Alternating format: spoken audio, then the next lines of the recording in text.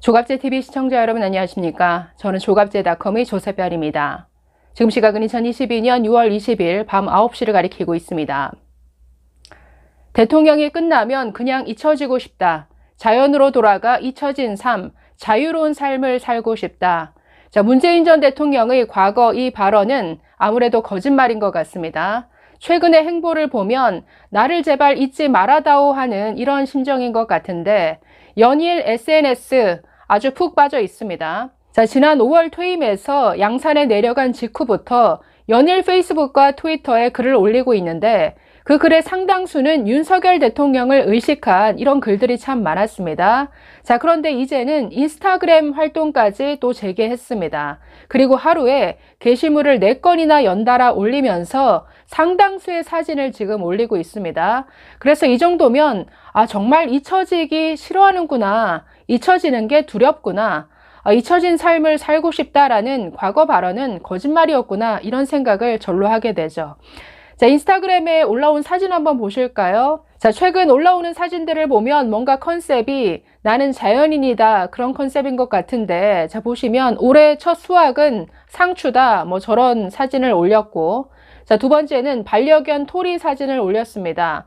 뭐 토리를 사랑할 수밖에 없는 이유, 마성의 귀여움 크크크 올렸는데 좀 오글거리죠. 자, 세 번째 게시물은 자신이 키우는 고양이 사진인데 고양이 사진 여러 장을 저렇게 올렸습니다.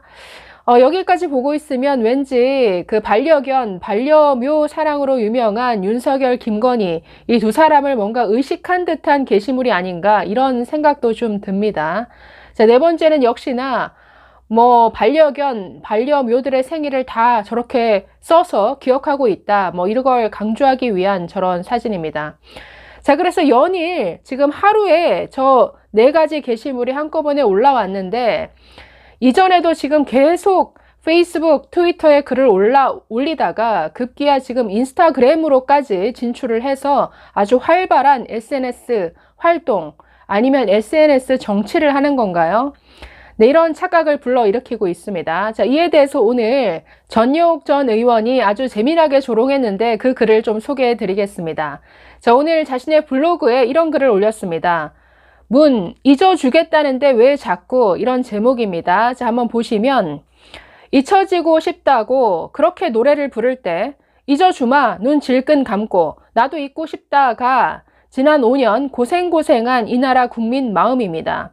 그런데 퇴임하자마자 잊혀질까 두려워 매일이다시피 SNS를 올리는 문재인 전 대통령. 세상에서 제일 슬픈 게 잊혀진 남자라고 생각하나 봅니다. 그런데 오늘 페이스북에 트윗까지 하다 인스타그램까지 열었답니다. 세상에 이러면 SNS 중독자인 조국이나 이준석 찜쪄 먹는 거지요. 올해 첫 수확은 상추라면서 인스타그램에 사진 2장을 딱 이 정도면 주접인 거죠. 덥수룩한 수염에 머리만 더 기르면 남자들의 로망이라는 나는 자연인이다도 찍을 것 같습니다. 대단합니다. 사실 웬만한 SNS 꾼도 인스타까지는 하지 않는데 말이죠. 사진 2장에 이어 또 인스타 등장. 토리를 사랑할 수밖에 없는 이유, 마성의 귀여움 크크 많이 오글거립니다. 이재명 개딸과 양아들인지 양아치들인지 여기에 열받은 것인지 아님 질투?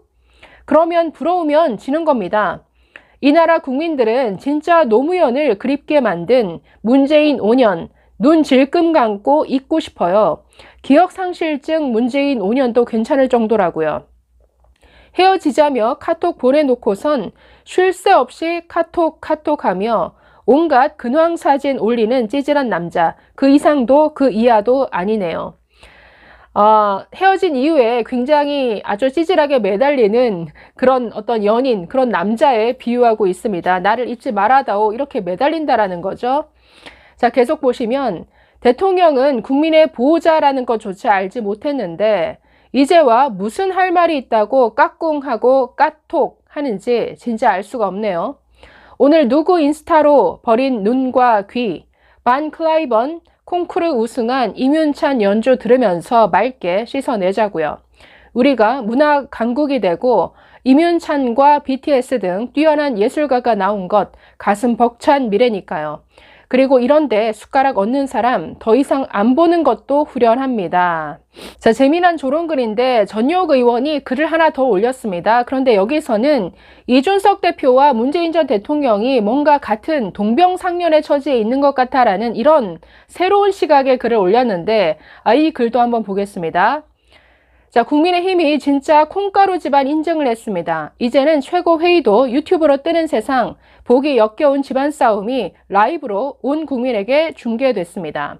시작은 요즘 사면 초과인 불안 초조 상태인 이준석 대표가 최고회의 비공개 내용이 샌다고 시작했죠. 그러자 배현진 의원이 누가 할 소리 하며 살벌하게 싸운 거죠. 결국 이준석 대표는 자리를 박차고 나가고, 자, 지금 이준석은 제정신이 아닐 겁니다. 22일에 윤리위는 열리지, 당권은 윤석열 대통령이 폭망할 때까지 무슨 일이 있어도 부여잡고 있어야지. 그래서 저렇게 뾰족하게 성질을 부리는 겁니다. 집권 여당의 당대표가, 그런데 지금 이준석과 같은 처지에 있는 사람이 있습니다. 바로 문재인 전 대통령입니다. 페이스북에 트윗에 인스타까지 하는 이유는 뻔합니다. 월북 조작부터 울산 부정선거까지 자신을 조여오는 두려운 상황을 생중계하듯 알리기 위해서지요. 상추 농사꾼은 연기에 불과하고 여차할 때 나 잡혀가요 라고 SOS를 치기 위해서입니다. 즉 문재인의 SNS는 문바들을 향한 동원령의 도구인 셈이죠. 이준석도 22일 7시 윤리위가 열린다고 하니 준바들이 온갖 커뮤니티에서 미친 듯이 움직이고 있습니다. 그런데 아는지요? 노사모도 친문도 친명도 한줌거리였다는 사실요. 준바라고 결코 예외는 아니죠. 자, 이런 글을 올렸습니다. 굉장히 새롭네요. 문재인 전 대통령과 이준석 대표가 뭔가 동병상련의 위치에 있다. 그래서 준바들이 또 문바들이 아주 예의주시하고 있다. 뭐 이런 시각인데 아주 새로운 시각이어서 또 재미나서 이렇게 소개를 해드렸습니다. 네, 문재인 대통령 연일 SNS 정치를 하고 있는데 그 내용을 들여다보면 뭔가 윤석열 대통령을 향한 시기와 질투심이 느껴집니다. 그 내용에 대해서는 다음에 한번 또 소개해 드리도록 하겠습니다. 감사합니다.